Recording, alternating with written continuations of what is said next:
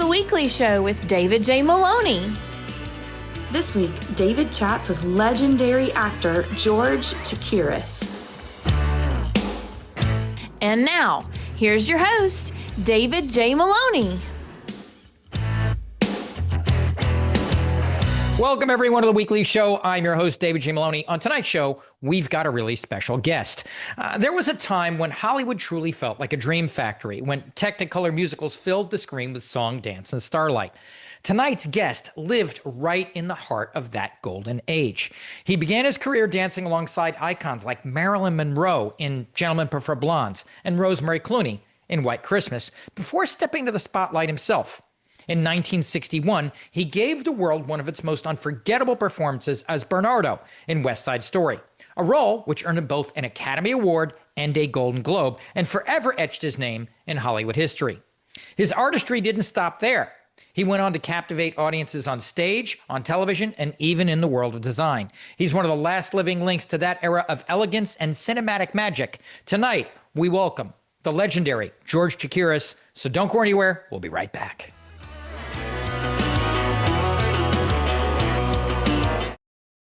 Our featured guest tonight lived through a time when Hollywood truly felt like a dream factory, when Technicolor musicals filled the screen with song, dance, and starlight. He began his career dancing alongside icons like Marilyn Monroe in Gentlemen Prefer Blondes and Rosemary Clooney in White Christmas, before stepping into the spotlight himself in 1961, when he gave the world one of its most unforgettable performances as Bernardo in West Side Story. A role that earned him both an Academy Award and Golden Globe and forever etched his name in Hollywood history. His artistry didn't stop there. He went on to captivate audiences on stage, on television, and even in the world of design. He's one of the last living links to that era of elegance and cinematic magic, and it is my pleasure to welcome to The Weekly Show the one and only George Chakiris. George, welcome to the show. Thank you very much. Nice to be here with you. Thank you. Thank you. So you've lived one of those lives that movies can be made about. I mean, my understanding is you were born in Springfield, Ohio, to Greek immigrant parents from Turkey. How early in life were you conscious of the fact that your family was perhaps a little different from some of the folks around you? Well, of course, I never thought of that. As a kid, I knew my parents from we called the old country, from Turkey, from a Greek village in Turkey, because my parents, in fact, are Greek, not Turkish. Listen, they were my parents. That's all I knew. I didn't think of, as a kid, I never thought of anything other than that, of course, So what kind of movies or music or musicals were your family watching or listening to growing up? And did that have any influence in any direction you would take later in life? Listen, when I was growing up, of course, there was no television, so we didn't see anything on television. I heard things on the radio. And of course, I went to the movies. I think I didn't start going to movies till I was maybe 6 or 7 or something like that. But it sure got my imagination and my mind working. But I didn't know what anything was, of course. But I loved movies, all movies, not just musicals, but I guess especially musicals. And of course, it was just a dreamy experience to go to a movie and see all those beautiful people doing all those great things, Yeah, it was thrilling. There are quite a few moments in your life story when it seems like one slightly different step or move might have very well led to a completely different life for you. One of those is your parents moved to LA from Ohio, and the second is your inclusion as background in, I think, Katharine Hepburn film Song of Love. To the first question, what brought about the move to LA? I was, as you just said, I was born in Ohio. We were living in Ohio. I remember the winters were really cold. I loved Ohio, but it was cold. But my father wanted to live in a warmer climate. So we moved to Arizona, Tucson, Arizona, before we moved to Long Beach, California. Yes. But it was for my father's health. Got it. How did your inclusion in the choir for Song of Love come about? Say that again, I'm sorry. How did your inclusion in the choir for Song of Love come about? Well, I don't remember how it happened, but in Tucson, there was the Tucson Boys Choir, and I became a member of the Tucson Boys Choir. I don't remember how, but it was wonderful. I remember choir master was Eduardo Castro. I remember his name. And one Easter, we went to the Grand Canyon to sing for the Easter service, and so. Singing for the choir in Tucson was wonderful. And when my family and I were making the move finally to Long Beach, Mr. Castro, the choir master in Tucson, knew about a boys' choir, a really phenomenal, really wonderful boys' choir at St. Luke's Episcopal Church in Long Beach. William Ripley Dorr was the choir master, and that of course, the boys changed because their voices changed, but as sopranos, and I was a boy, so I was a soprano, and I auditioned for Mr. Okay. The choir master in Tucson knew about the choir in Long Beach and said, go there, go to the Episcopal Church and see if you can see Mr. Dorr and audition for that choir. And I did that. And I was accepted in the choir and sang with them every Sunday for almost 5 years. But that choir had a wonderful reputation. They had sung or appeared in many Hollywood musicals, and not necessarily musicals, but where there was a scene where there's a boy choir needed. And when I was there, the really nice thing that had happened, there was a movie at MGM called Song of Love with Katharine Hepburn, Paul Henreid, and Robert Walker that needed a boys' choir. So we were all hired to go to MGM and be in this musical sequence. And I can sort of remember, I thought to myself, my God, I'm at MGM, It was just, that thought was fantastic. And in the sequence we were part of, it was at the MGM theater, that was the big set. It was a concert sequence, because Katharine Hepburn and Paul Henreid played Clara and Robert Schumann. And so this sequence that we were part of was a concert sequence with a full orchestra on the sets and the boys' choir in the back with a set that kind of went sloped upwards. And that was what we were there for that concert sequence. So we appeared in it, and we also recorded it for it as well. And I remember the day we were shooting it, because we were back at the top, and Paul Henreid, who was playing Robert Schumann, was way down there because it was a big set. And as things were progressing, I remember Katharine Hepburn coming in from stage right, from the wings. She was supposed to do that. And because he was beginning to lose it, so to speak, and she comforts him and very graciously escorts him off the stage into the wings. But the thing I remember was her voice. I was way back up there, and that distinctive, beautiful voice. That's what I remember from it, was her voice. And I remember too that from that experience, MGM had a schoolhouse for its young performers, like Elizabeth Taylor and Mickey Rooney, and different, Elizabeth Taylor was about 15 at the time. And so we were invited to go to the Halloween party at the MGM school. Anyway, it was that kind of thing. I saw Frank Sinatra walking on the street, and I stood right next to Elizabeth Taylor while we listened to Mario Alonso record. It was kind of amazing, and it was a very heady experience for someone at a very young age, taken by that world, that the experience of being really in a movie studio and great one especially for musicals.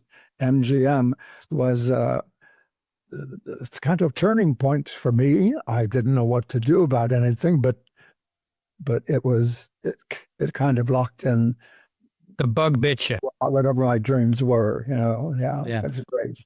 So the bug bites you. And as I recall, dance wasn't necessarily in your view yet, but it quickly came into view. Was it when you hopped on a bus to watch a dance class in LA proper at the American School of Dance? Is that right? That's pretty correct. Yeah, I was going to Woodrow Wilson High School in Long Beach, and a girl, John Scanlon, who was the dancer, and so she was exceptional because she was.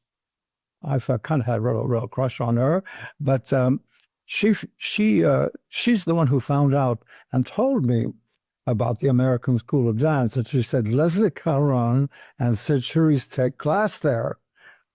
Well, that's all I had to hear. The next day, or almost the next day, I took the train from Long Beach to Hollywood to watch the professional class at the American School of Dance. There was nobody famous in class that day, but that didn't matter to me. I just knew that's what I wanted to do.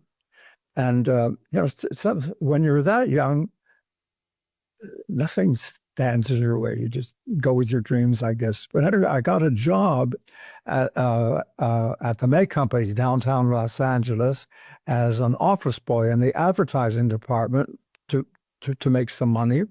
And I took class at the school every night, 2 classes every night after work. It was such an incredible time. And the timing was kind of interesting too, because some of the kids that I took class with at the American School of Dance were already working on Singing in the Rain. So I was hearing all their stories. We would go eat after class, and they would tell me what work was like, but because of being at the American school and then being with kids who were already working, I could sort of touch it. It's kind of like an open door or something, but it was. You felt it was within reach. Yeah, I don't know if I thought it was anything was in reach. I guess within reach. I guess that's what we always hoped for. But what it did was it opened the door for me to eventually become a chorus dancer in some of the musical. Everything was a step forward in a way. It was really a kind of a lucky time for me. Those years. Were your parents on board with all this? Or were they supportive, or was there any pushback? I know sometimes parents want their kids to go into more traditional occupations that seem safer, or were they fully on board? How were your parents with all this? My parents were so happy for me to be doing what I wanted to do. That's what they were. My parents, because I've heard the same kinds of stories from other kids. My parents never wanted me to do this. My parents were not that way. They wanted me to do what I wanted to do, and loved what I was doing as well, and very supportive. Yeah, very supportive. So another moment which seems really important to me for you is when you were cast as a backup dancer in 5,000 Fingers of Dr. T. To me, it seems like that may have been a butterfly effect moment for you. Do you remember getting the call telling you got that job, and what that meant to you at that point? That was my very first job. At that time, I was not a member of the union. SAG. I couldn't go and audition for anything. But Eugene Loring, who was the head of the American School of Dance, was choreographing the 5,000 Fingers of Dr. T, and he needed 60 male dancers. And at that time, there were not that many male dancers in the union. So some of us non-union guys got to audition and got picked. And then then I was earning money, and with the money I made, I was able to join the union. And then after that, continue auditioning for other musicals that in the future, like Gentlemen Prefer Blondes, So that gets you into SAG, and then that opens other doors, obviously. Yes. Yes. You were then cast as a backup dancer for Marilyn Monroe and possibly her most famous movie scene, the song dance number in Diamonds Are for Diamonds Are a Girl's Best Friend and Gentlemen Prefer Blondes. What were you feeling getting the call that you were going to have that opportunity? And what do you remember about the chain of events that led to you getting that gig? Well, at that time, I didn't appreciate who Marilyn Monroe was. I didn't know any of that. But what I knew was about that particular film and that particular number, it was choreographed by Jack Cole. And all the dancers in town, we knew who Jack Cole was. And that's who there were two choreographers that the kids especially wanted to work for, Jack Cole and Robert Alton. So the fact that I didn't know about Marilyn, but I knew about him, but the experience of working on that was really quite special. It's a great number, it's just a wonderful number. And looking back on her and observing her and the wonderful way she worked, she was quiet, she was concentrated. She was, when they called cut for any reason, she didn't look in the mirror. She didn't go to her dressing room. She went right back to her starting position, just like us, to start the next take. And after I just appreciated her work ethic. She wasn't a glamorous movie star. She was a working actor who was very, very concentrated. Who cared very much about what she was doing. And then you started working pretty heavily after that with gigs on Give a Girl a Break with Debbie Reynolds, Brigadoon, No Business Like Show Business. What memories stick out to you the most about those years in your life? Was there a moment in those years where you felt like, hey, I finally made it? And yeah, I think that would be a good place to start there. Well, of course, I was so naive. I didn't think of things in a very professional way. That took me a long time. But I loved working on Give a Girl a Break and watching Debbie, who was so young and so good. It's very, very smart. She was so smart. And working for There's No Business Like Show Business. The choreographer for that was the other choreographer the kids all loved working for. His name was Robert Alton. And so I continued pretty much getting lucky, because there were these films that were like White Christmas and so on that I got to be in. I had to audition, and I was one of the people picked to be in the background. But being in the background was fun. It was fun because you never felt like, I don't know, it never felt that way to me. We were all working together. But so the moving musicals in the 50s, they weren't making them anymore the way they had been in earlier times. I'm not sure, probably up to I'm guessing now 1955. So I found other ways I worked in Vegas. I worked as a chorus dancer with Jane Mansfield in her show in Vegas, and so I was able to keep working, but not all the time, so when work became sparse, I'll say, I thought, well, I better go to New York, and that's what I did.